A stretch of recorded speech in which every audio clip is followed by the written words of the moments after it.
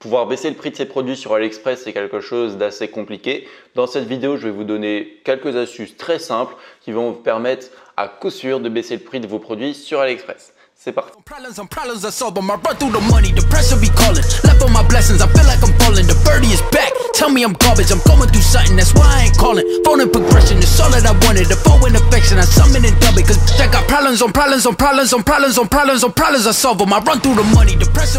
Salut à toi, j'espère que tu vas bien. Dans cette vidéo, donc comme j'ai dit en début d'introduction, on va voir une astuce ou même plusieurs astuces en fait qui sont relativement simples, qui vont te permettre en fait tout simplement de baisser le prix de tes produits sur AliExpress. Donc la première astuce en fait, ça va être tout simplement de contacter directement son fournisseur. Ça me paraît assez logique, mais si maintenant tu as un certain nombre de commandes par jour, et ça on reviendra plus tard au niveau des conditions pour baisser le prix de son produit, mais en gros si tu as plusieurs commandes par jour, c'est tout simplement en fait de contacter son fournisseur en lui disant salut, ça fait maintenant plusieurs éventuellement jours, semaines, mois qu'on travaille ensemble, j'aimerais vraiment nouer une relation de confiance avec toi et éventuellement mettre mon logo sur le produit ou alors baisser le prix des produits ou alors permettre de mettre une notice en français à l'intérieur sans bouger le prix du produit ou alors en fait voilà, vous lui proposez plusieurs compromis et lui après il vous dira ok, j'ai cette solution là, par contre si tu veux mettre ton logo il va falloir avancer tant et tant de produits donc ça va te coûter tant et tant, par contre au terme d'unité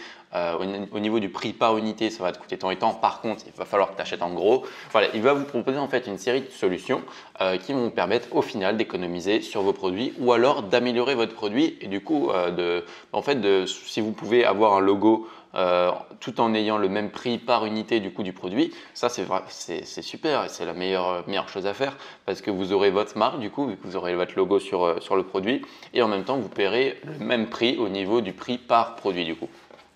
Donc voilà, ça c'est une solution, c'est une première technique. Donc contacter son fournisseur en lui proposant plusieurs solutions, enfin en lui proposant plusieurs choses et lui après il va vous donner les solutions. La deuxième chose à faire du coup c'est d'acheter en gros. Et après soit de livrer soi-même, ce qui est un peu compliqué et à ce moment-là c'est plus trop du dropshipping mais c'est plus de l'achat-revente. Et en plus, je crois que du coup après il y aurait des taxes au niveau de la TVA vu que vous stockez en France la plupart du temps, donc c'est pas trop une technique que je vous recommande.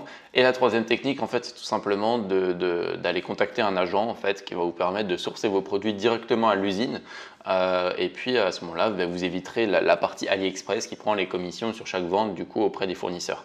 Voilà, c'est aussi une solution, mais ça nécessite du coup un plus grand nombre de commandes par jour et tout simplement le fait d'avoir déjà le contact de l'agent, il faut l'avoir le contact de l'agent.